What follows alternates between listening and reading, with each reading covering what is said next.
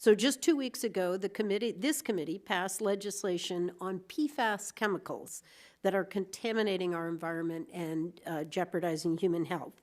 Across the country and in my home state of New Hampshire, communities and families are dealing with the proliferation of toxic PFAS and PFOA chemicals.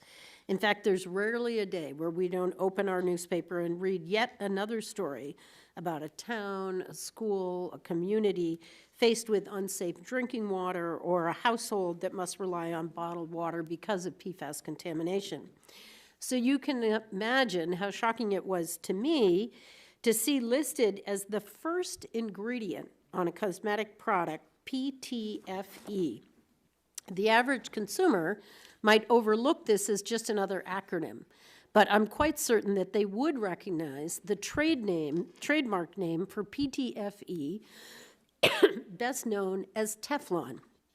The #1 ingredient in nonstick frying pans is also an ingredient in our cosmetics and personal care products. Turns out PFAS chemicals are added to cosmetics for various reasons, including oil and water repellency. Waterproof mascara and eyeliners, for example, are common makeup items that may use PFAS chemicals. We don't know how our exposure to these chemicals is affecting our health, and that's exactly why we're here today, to better understand the potential health impacts of these products. So I want to thank you for appearing with us. I want to ask the question, to what extent are PFAS being used in cosmetics and personal care products, if you would? So we are aware of the issue of PFAS being added to cosmetics products as ingredients. We have queried the voluntary cosmetics registration program and ingredient database that we have, and so we are aware that there are compounds that are being added to cosmetics. What we don't have information on is quantities, exposures.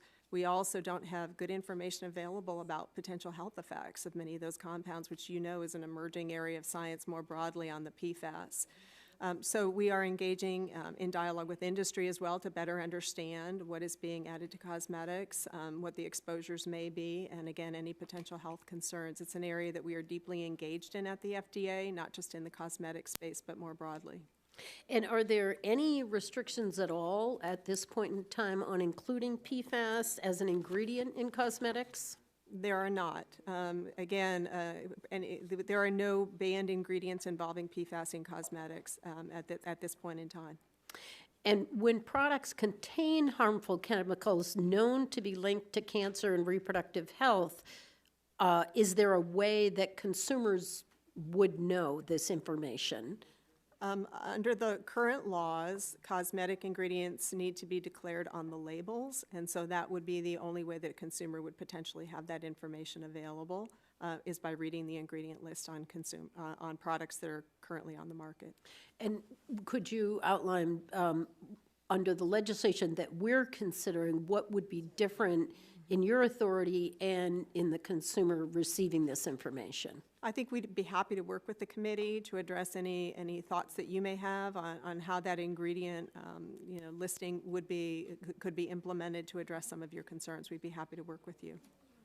Great. Well, thank you very much. I appreciate, I think this is an important area, and I know my constituents will be as shocked as I was to see that as literally the #1 ingredient that PFAS is just such a big issue for us right now. People can't drink their water. They have to have bottled water. We had a scare recently in a school, a new school in my district.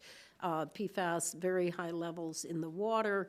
And so the idea that we are literally putting products on our face every day, paying good money for, and the testimony I think previously about young girls being involved with this without having any idea, families not knowing.